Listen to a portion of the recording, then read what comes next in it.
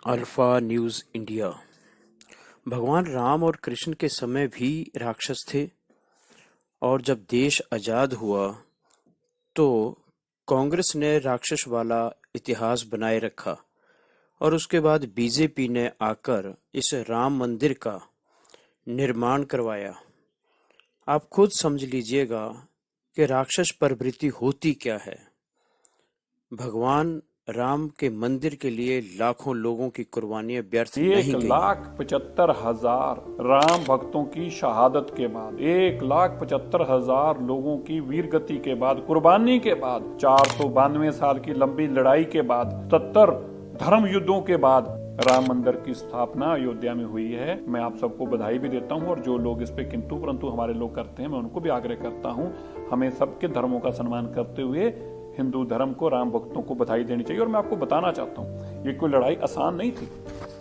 जो लड़ाई देश के प्रधानमंत्री ने आपको जीतकर नरेंद्र मोदी जी ने दी है, प्रभु राम ने ये शायद उनसे सेवा लेनी थी, वरना 492 साल तक भी कोई छोटे लोग इस लड़ाई को नहीं लड़ रहे थे। मैं याद करा दूं, 1528 में जब बाबर ने पहली बार यहाँ पर मंदिर को तोड़ने का काम किया, ये मंदिर इतना मजबूत था कि तोपों के साथ इसको तोड़ने का काम किया गया। और उस वक्त भी हिंदू बहुत लड़े और हजारों की तादाद में तब भी हिंदुओं की शहादत हुई, लेकिन वो अपना मंदिर नहीं बचा पाए। इसके बाद इसी मंदिर को बचाने के लिए पार्टी नरेश मेहताब सिंह को जब पता चलता है तो मेहताब सिंह इस मंदिर को बचाने के लिए निकलते हैं और 17 दिन तक इस लड़ाई को लड़ते हैं। लेकिन इस लड़ाई को लड़ते लड़ते मीर बाकी, जिसने ये मंदिर को ध्वस्त किया था औरंगजेब के कहने पे, उसकी जीत होती है और 17 दिन के बाद ये सभी लोग हजारों की तादाद में जो लड़ने के लिए आए थे, ये वीर गति को प्राप्त होते हैं। जब ये जानकारी हंसवर रियासत के राजा रणविजय सिंह को पता चलती है तो अपने पुरोहित देवीनंद पांडे को भेजते हैं 70,000 सेना के साथ। 70,000 लोग फिर लड़ने आते हैं राम मंदिर को बचाने के लिए, लेकिन 70 के 70,000 लोग लड़ते लड़ते लड़ते लड़ते वीर गति को प्राप्त हो गए, मंदिर को नहीं बचा पाए। लेकिन जब राजा रणविजय सिंह को इस बात की जानकारी मिलती है तो वो फिर खुद राज सिंहासन छोड़कर अपनी धर्म पत्नी रानी को राज देकर 25,000 लोगों की सेना लेकर निकलते हैं और वह भी कई दिनों तक इस लड़ाई को लड़ते हैं। लेकिन वह भी इस लड़ाई को लड़ते लड़ते 25,000 की सेना के साथ वीर गति को प्राप्त हो गए। इसके बाद जब उनकी रानी को यह बात पता चलती है तो महारानी, जो कि जय कुंवर थी, जय कुंवर रानी भी निकलती है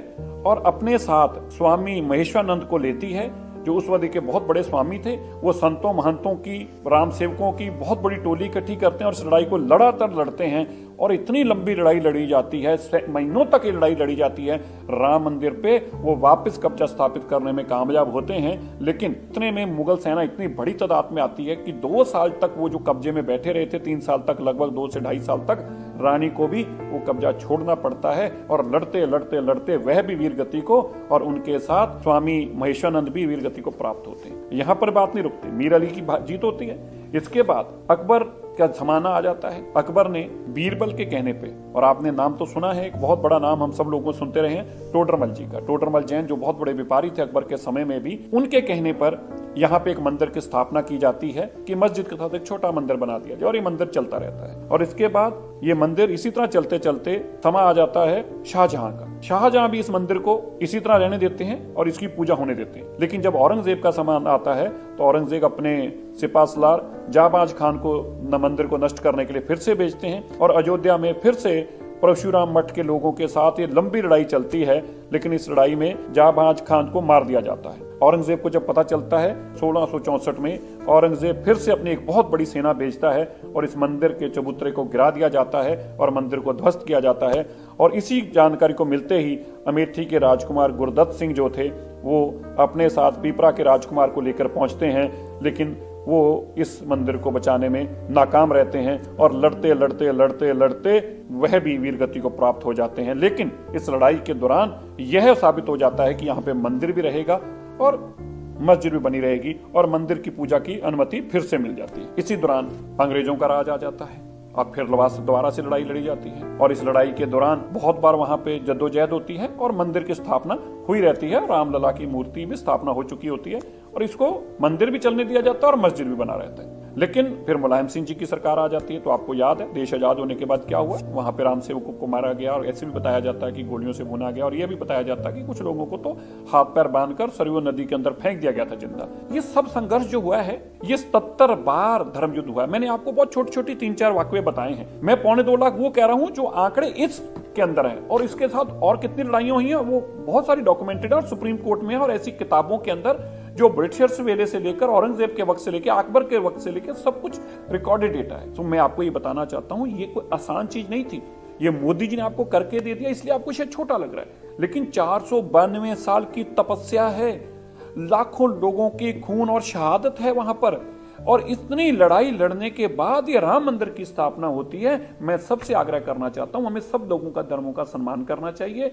हमें अपना धर्म जैसे अच्छा लगता है इसी तरह सबको अपना अपना धर्म अच्छा लगता है, हमें उनको भी राम मंदिर की बधाई भी देनी चाहिए, और इस तरह का किंतु परंतु नहीं करना चाहिए। इसलिए ये लड़ाई भी बहुत लंबी थी, और इस लड़ाई को लड़ते लड़ते लड़ते ये प्रभु राम की कृपा मोदी जी पर हुई है कि उन्होंने उनको सेवा दी, और ये सेवा उनसे ली, और ये 492 साल की लड़ाई, 77 से ज्यादा जो धर्म युद्ध लड़े गए, 2.25 लाख से लोग ज्यादा मारे गए, और ये तपस्या करते करते करते अंत में जाकर ये प्रभु राम जी का वहां मंदिर बनता है, और प्रभु राम जी की प्राण प्रतिष्ठा होती है, जिसके लिए मैं आप सबको बधाई देता हूं। और जरूर इस वीडियो को आगे भी शेयर कीजिएगा।